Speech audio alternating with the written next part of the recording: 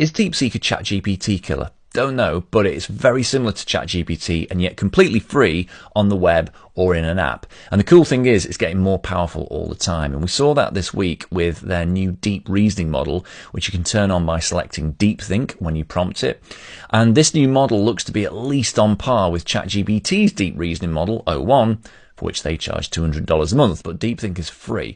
It's also open source and the API is very cheap, but we're getting quite into the jargon there, so I thought I'd just take a minute just to explain what these things mean in really simple terms. So firstly, deep reasoning models, sometimes referred to as chain of thought models. What they do is instead of immediately answering your question, they engage in a conversation with themselves and they work out what you want, what your question means and how best to answer it. And this technique of getting the AI to think for longer, sometimes a few seconds, sometimes a few minutes, is getting really great results. And DeepSeek's latest model, R1, you can see it talking to itself, right, thinking through the problem, and it's just so human-like. It's actually quite eerie. You should definitely just have a go with it. So that's what that means. Then it's open source, so it's released under this license known as the MIT Open Source License for Distillation and Commercialization.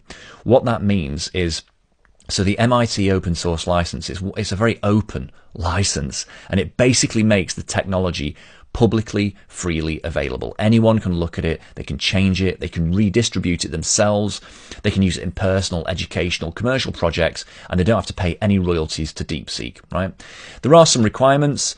Two of the main ones are that they have to keep the original copyright notice and the license details in the source code, and they also have to understand that DeepSeek will not be held liable for anything bad that happens because someone used their open source code. It also allows people to distill the model into something smaller and more efficient in the future, making it easy to distribute and run on lesser consumer hardware, potentially, something like that. And then there's the API, which for developers of apps is very, very cheap to tap into and use for their apps. So let's say I was building a meal planning app that writes recipes for you. I could very easily tap into DeepSeek's API and very cheaply do that, just a few lines of code. Because you might be wondering, why would anyone pay for the API if the whole thing's open source? The reality is, to download the DeepSeek model, which is a humongous set of files, you wouldn't be able to fit it on your own computer, and then run that on servers reliably would be pretty complex and pretty expensive.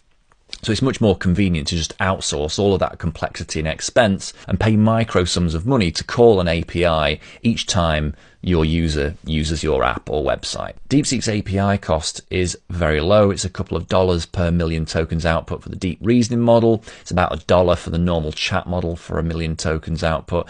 And the reason they can charge so much less than the big AI companies that you've heard of is because DeepSeek didn't spend hundreds of millions of dollars training their models. They only spent a few $1 million. So the whole thing was just cheaper to put together.